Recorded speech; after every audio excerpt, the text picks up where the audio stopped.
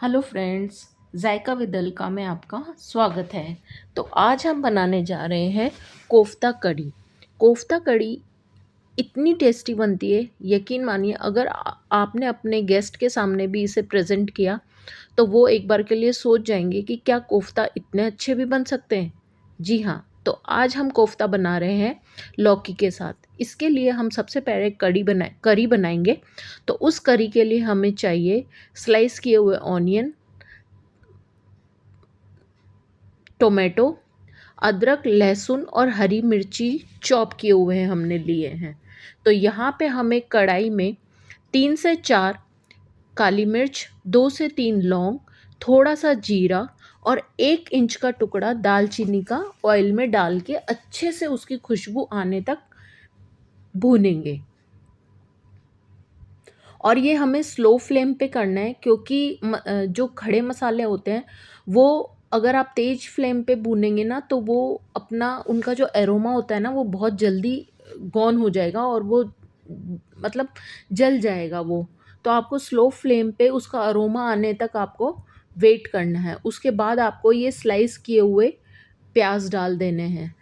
ये रफली स्लाइस किए हुए हैं। आपको घबराना नहीं है कि मोटा है पतला है, उसकी कोई नीड नहीं है, क्योंकि हम लास्ट में इसे वैसे भी ग्राइंड ही करने वाले हैं। तो इस तरीके से आपको पहले जो स्लाइस अनियन है उन्हें अच्छे से पिंक टू ब्राउन तक जाना है, पर पहले आपको पिंक के प्रोसेस पे जाना है। जैसे ही ये पिंक होंगे तो पिंक होने के बाद हम इसमें अदरक, लहसुन और हरी मिर्ची जो हमने चॉप करके रखी है वो हम डालेंगे। हमें सिर्फ इसे इतना ही पिंक करना है, ब्राउन के प्रोसेस पे पहले नहीं लेके जाना है। जैसे ही ये पिंक होता है तो यहाँ पे हम एक अच्छी क्वांटिटी में 2 से 3 चम्मच भर के हरी मिर्च, अदरक और जो लहसुन है उन्हें डालेंगे। अब यहाँ पे इनका रेशो क्या होगा, तो रेशो में आपको ध्यान रखना है कि आपको अदरक कम क्वांटिटी में लेना है। यहाँ पे लहसुन सबसे ज़्यादा क्वांटिटी में होगा और उसके बाद छोटा सा टुकड़ा आप अदरक का लेंगे और हरी मिर्च आप अपने टेस्ट के अकॉर्डिंग लेंगे। अगर आप हरी मिर्ची ज़्यादा ले रहे हैं तो आपको रेड चिल्ली पे थोड़ा कंट्रोल करना पड़ेगा। तो ये इस तरीके से हमको इसको भूनते चले जाना है।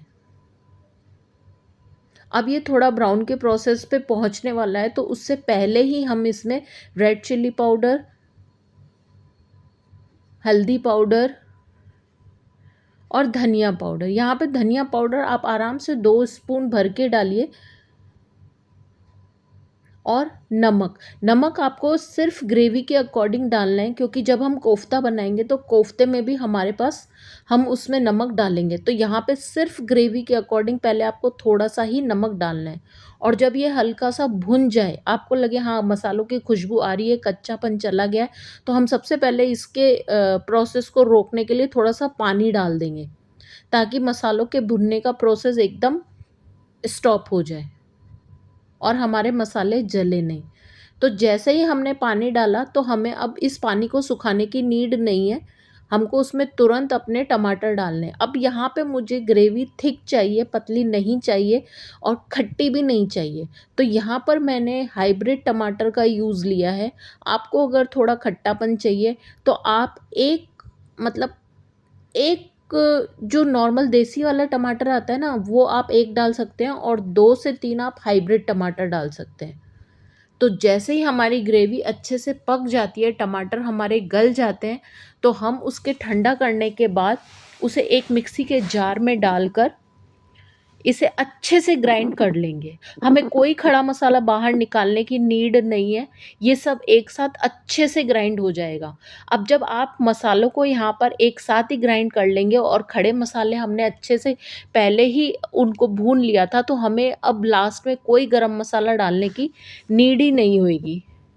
तो यहाँ पे बस अब आपको ये ग्रेवी हम ऑलरेडी पका के इसमें हमने हर एक चीज़ को अच्छे से पकाया था, तो अब इसे इतनी पकाने की नीड नहीं है। आप ये ग्रेवी अपनी कढ़ाई में ट्रांसफ़र कीजिए विदाउट कोई ऑयल डाल के, और जितना आपको मतलब लिक्विडी चाहिए ग्रेवी, आप उतना पानी डालिए और उसके बाद इसे ढक्कन लगा के पहले उबाला आने दीजिए, उसके बाद ढक्कन लगा के स्लो फ्लेम पे साइड में छोड़ दीजिए। अपने आप इसके ऊपर धीरे-धीरे से पहले इस तरीके से झाग आएगी, झाग आने के बाद आपके ऊपर पूरा धीरे-धीरे से ऑयल आ जाएगा। तो अब हम इसे ढक के साइड में एकदम स्लो फ्लेम पे नीचे से तवा रख कर साइड में करके रख देंगे और स्लो फ्लेम पे हमारी करी बॉईल होती रहेगी और फिर ये पक जाएगी।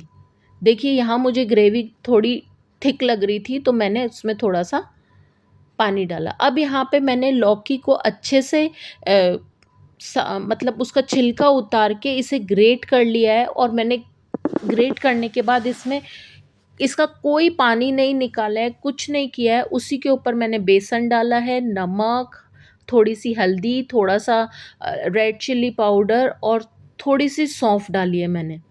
और इसमें मैंने कोई मीठा सोडा नहीं डाला है, कुछ नहीं डाला है। इस तरीके से हाथों को मसलते हुए आप लौकी में जो पानी है ना, पहले उसी से ही इसको गूँथिए और अगर आपको नीड होती है तो आप 1 से 2 चम्मच अगेन इसमें बेसन डालिए और लौकी का जो वाटर है आपका बेसन उसी में ही अच्छे से बाइंड हो जाएगा।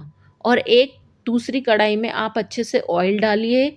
ऑयल डालने के बाद में आप इस तरीके से बॉल्स बनाकर अपने पकोड़े बनाकर और इन्हें फ्राई होने दीजिए।